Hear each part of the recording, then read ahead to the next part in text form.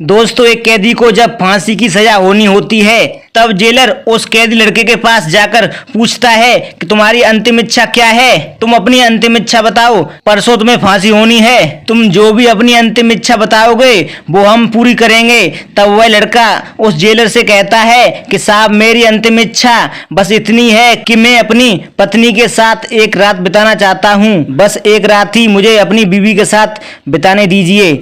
दोस्तों, जैसे ही उस कैदी की बात सुनी तो जेलर साहब भी भौचक्के हो गए। वो भी सोच में पड़ गए कि आज तक इतने कैदी देखे लेकिन किसी ने ऐसी मांग नहीं की। आज पहली बार इस कैदी ने ऐसी मांग की है, जिसे सुनकर जेलर साहब भी भौचक्के रह गए। तभी जेलर उस कैदी से कहता है कि तुम चिंता मत करो, हम तुम्हारी अंतिम इच्छा जरूर पूरी करेंगे। फिर जेलर उस कैदी के घर पर एक लेटर लिखकर भिजवाते हैं और उस लेटर में उस कैदी की अंतिम इच्छा के बारे में लिख देते हैं और उसकी पत्नी के लिए बुलावा लिख देते हैं। और उसमें लिखा जाता है कि तुम्हारे पति को परसों फांसी होने वाली है, उनकी अंतिम इच्छा है कि वो तुम्हारे साथ एक रात बिताना चाहते हैं, तुम्हें कल शाम को जेल में आना है। दोस्तों, जब ये खत सुबोध की पत्नी के पास उसके घर पर पहुंचता है तो वो अगले दिन ही शाम को जेल में पहुंच जाती है और बैरिंग को खाली करवा दिया जाता है। उस बैरिंग में केवल सबोध ही रह गया था और सबोध के साथ उसकी पत्नी को उस बैरिंग में अंदर कर दिया जाता है। अब दोनों पति पत्नी उसी जेल के अंदर एक ही बैरिंग में थे।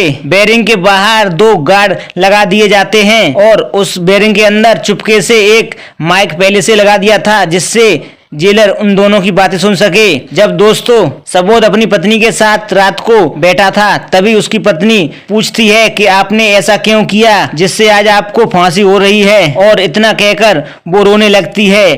तभी सुबोध रोते हुए अपनी पत्नी से कहता है कि मैंने ऐसा कुछ नहीं किया, जो कुछ किया है वो मेरे दोस्त प्रमोद ने किया है। प्रमोद मुझसे घृणा करता था और उसी ने सब कुछ किया है। सबोध अपनी पत्नी को जेल के अंदर उसी दिन की घटना को बताते हुए कहता है कि वो लड़की मेरी बहुत अच्छी दोस्त थी, हम दोनों एक ही कंपनी में काम किया करते थे।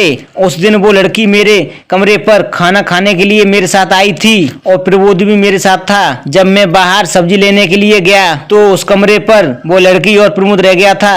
जब मैं सब्जी लेकर के लौट के आया तो मैंने देखा कि कमरे के अंदर चारपाई पर वो लड़की मरी हुई पड़ी थी। उसके साथ जो कुछ भी हुआ, जो कुछ भी किया वो प्रमोद ने किया है, मैं बिल्कुल बेकसूर हूँ। दोस्तों, इन दोनों पति पत्नी की बातें जेलर साहब अपनी ऑफिस में बैठ करके सुन रहे थे। उन्होंने पहले ही बैरिंग में माइक लगवा दिया था जिससे वो उन दोनों की बातें सुन सकें। जब जेलर ने उन दोनों पति पत्नी की दुख भरी बातें सुनी तो जेलर की भी आंखें नम हो गईं। तभी वो कैदी सबोध अपनी पत्नी से कहता है कि तुम मेरे जाने के बाद चिंता मत करना, तुम दोनों बच्चों को अच्छे से पढ़ाना लिखाना, अच्छी परवरिश करना और उनको महसूस मत होने देना कि उनके पापा है नहीं। भगवान को जो मंजूर होगा वही होगा।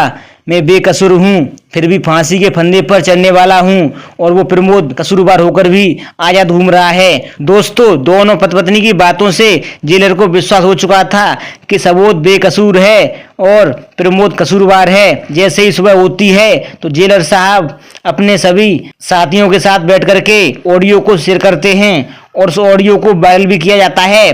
फिर मंत्रणा होती है, फिर इस मुद्दे पर बात होती है कि सबोध बेकसूर है, से छोड़ दिया जाए और प्रमोद कसूरवार है, उसको पकड़ करके फांसी पर चढ़ाया जाए। तभी सबोध को बाइज्जत बरी कर दिया जाता है और प्रमोद को पकड़ करके फांसी पर चढ़ाया जाता है। दोस्तों, जब सबोध अपने घर पर पहुंचता है तो उसके घर वाले जैसे ही सबोध को देखते हैं तो बहुत खुश होते हैं और उसके घर पर खुशी की लहर दौड़ जाती है। दोस्तों, भगवान और जेलर की इच्छा से आज सबोध बच गया और जो गुनहगार था वो फांसी के फंदे पर चढ़ गया। दोस्तों, आपको वीडियो कैसी लगी कमेंट करके बताएं। वीडियो को लाइक, चैनल को सब्सक्राइब करें, बने रहे ऐसे ही हमारे साथ, देखते रहें क्राइम स्टोरी।